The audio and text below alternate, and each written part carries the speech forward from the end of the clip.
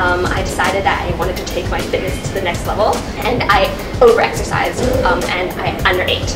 And I fell into a very deep pit where I was mentally struggling as well as physically struggling.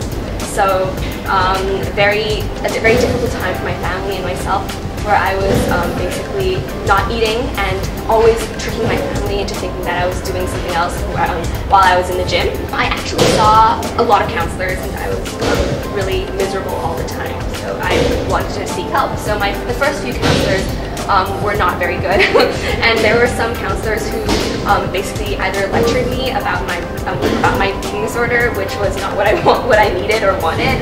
When I finally found my best counselor, who her name is Dr. Bain, and she was amazing for me because what she did was, most of the time she didn't really talk, she just listened to me, and I think that's the most important part. The turning point for me in my eating disorder was realizing that life isn't just about restricting calories and exercising. And I was basically stuck in this very enclosed space where I was constantly convincing myself that I was doing something for the greater good. But then when I looked for the future and I was like, what am I working for? I was like, I saw nothing. And I was like, I have to find something that I really want in my life. There's so much else to live for. And that's when I found CrossFit. To even be participating in CrossFit, you have to first take care of yourself. You have to be alive.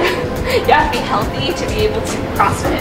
And so to find a passion that you really care about is something that helped me pull myself out. And after I joined Coastal and I took on Eddie as my coach, he really helped me realize that there was a time where I was training too much and for nothing, and he basically stopped me and told me that there is no use in training too much if it's not going to help you or even hurt you. And I realized that there are moments that you have to realize that doing something 10 times more in a week isn't going to get you there 10 times faster. And so that's what I didn't know before. I was like, if I eat 10 times less, I'm going to be skinnier 10 times faster. If I do 10 times more of training every week, I'm going to be 10 times stronger. And that is certainly not the case. It's about patience and moderation and balance, and balancing it with your sleep habits, your eating habits, your lifestyle, even social life. I highly underestimated the importance of happiness in my life. I thought that happiness was something that is granted to you, and that if it's there, it's there, and if it's not, it's not. That's not the case. You can control whether you're happy or not. And now that I've kind of understood that, I'm super happy, as most of my friends can tell. And one more thing is that I really live by the motto that Coastal has, which is earned, not given, because I really feel like that's important for my, that's a really big motto for my recovery.